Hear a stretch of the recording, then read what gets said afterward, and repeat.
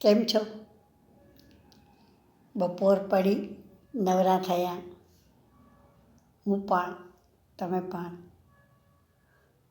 તો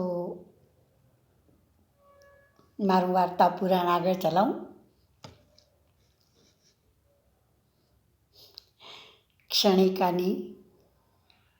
ક્ષણિકા 1 પહેલા ભાગની નવી વાર્તા. શીર્ષક મેં આપ્યું છે બદનામી. સાંભળો, તમે પણ વિચારતા તો થઈ જ જશો. સાચી વાત. ઘણું બધું કે મને કેવી રીતે ઘટી જાય છે ખબર નથી પડતી. આપણે વિચારતા રહી જઈએ છીએ અને પરિણામ કેવા કેવા આવી જાય છે. સાંભળો, હું વાંચી સંભળાવું છું. મારો સંગ્રહ છે ક્ષણિકા 1, ક્ષણિકા 2, આ ક્ષણિકા 1ની વાર્તા છે. વાંચી સંભળાવું છું, સાંભળો. અજાણતાં જ ઘટી જતી ઘટના જીવનમાં કેટલું નુકસાન કરી બેસે છે એ તો ખબર પડે ક્યારે, જ્યારે એ ઘટનાનું પરિણામ આવે ત્યારે. આપણે આ ઘટના ચક્રમાં કેમ ફસાઈ ગયા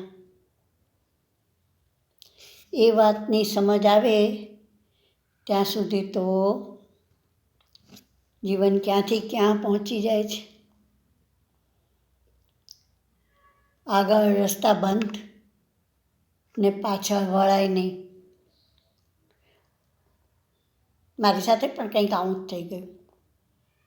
મારું નામ વંદના. હું આજ સુધી નથી સમજી શકી કે આવું કેમ બન્યું. મેં એવડી કઈ ભૂલ કરી નાખી હતી કે અવડી મોટી સજા મેં ભોગવી. જીવનભરની એકલતા મળી તે વધારામાં. જે થયું તે આ.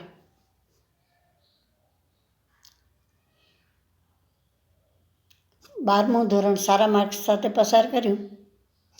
પછી આગળ ભણવાની રજા એક જ શરતે મળી. જો વેકેશન દરમિયાન સગાઈ થઈ જાય તો આગળ ભણવાનું, નહીંતર કંઈ નહીં. હતી ને એ સમયના વડીલોની હતી આવી શરત, મેં પણ માન્ય રાખી. મારે તો આગળ ભણવું હતું અને એવડા મોટા સપના નહોતા. ભણવું હતું એ વાત સાચી, ને લગ્નની પણ કાંઈ ના નહોતી. દરેક છોકરીએ કરવા પડે, હું પણ કરીશ એવું સાધારણપણે હું એ વિચારતી. એટલે મેં હા પાડી દીધી.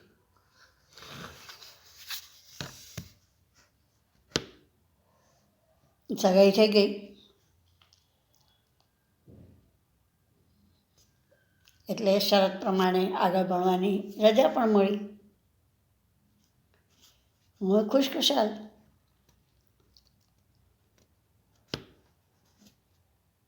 બધું સુખરૂપ ચાલી રહ્યું હતું ને આ થઈ પડ્યું.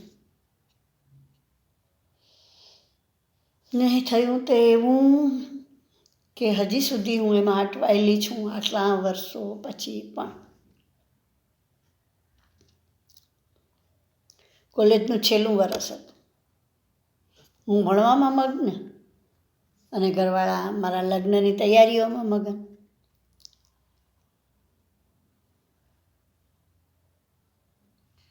વાર્ષિકોત્સવ આવ્યો. ભાગ તો ના લઈ શકાય, વિચારાય જ નહીં. જોવા જઈ શકવાની મંજૂરી મળી. હું મારી બહેનપણીઓ સાથે પ્રોગ્રામમાં ઉપડી. એકાદ કલાક પસાર થયો હશે ત્યાં મારી એક સખી સુધા મારી પાસે આવી ને મને કહેવા માંડી, વંદુ ચાલને જરાક બહાર, મને કોઈક મળવા આવ્યું છે. એટલે એનો બોયફ્રેન્ડ. આ તો હું એકલી જાઉં અહીંયાથી તો કેવું લાગે, એટલે તું ચાલ સાથે. પછી તું પાછી આવી જજે અંદર એકલી રૂમમાં, હું બહાર જતી રહીશ. મેં એ વખતે કાંઈ આગળ પાછળનું વિચાર્યું નહીં, બસ સુધાની સાથે ચાલી નીકળી. સુધા એના બોયફ્રેન્ડને મળી, એની સાથે ગાડીમાં બેસીને જતી રહી. હું એને મૂકીને પાછી હોલમાં આવી. હવે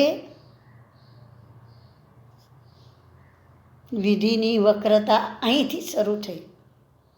બન્યું એવું કે મને સુધા સાથે બહાર જતાં સુધાએ પોતાના બોયફ્રેન્ડનો મને પરિચય કરાવ્યો અને હું હોલમાં એકલી આવી. આ બધું શી ખબર, આપણા ઉપર નજર તો ઘણાય રાખતા હોય ને, કોઈકે જોઈ લીધું ને વાત મારા સાસરે પહોંચી ગઈ.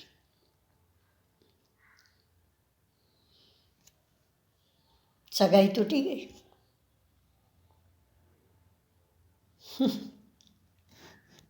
મને તો ખેર સફાઈ દેવાનો કે એવો કોઈ મોકો જ ન મળ્યો, પણ સગાઈ તૂટવાનો આઘાત ના જીરવાતાં મારા પપ્પા હાર્ટ એટેકમાં ગુજરી ગયા.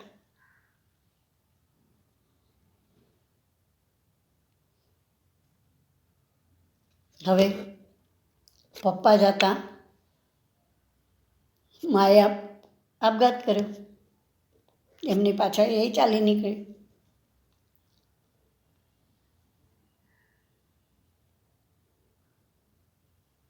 મારા નાના ભાઈ બહેનો સાથે કલંકનું ટીકું માથા ઉપર લઈને મેં શહેર મૂક્યું. આજ માતા પિતા નથી, ભાઈ બહેનો પોતાની જિંદગીમાં સેટ થઈ ગયા છે અને હું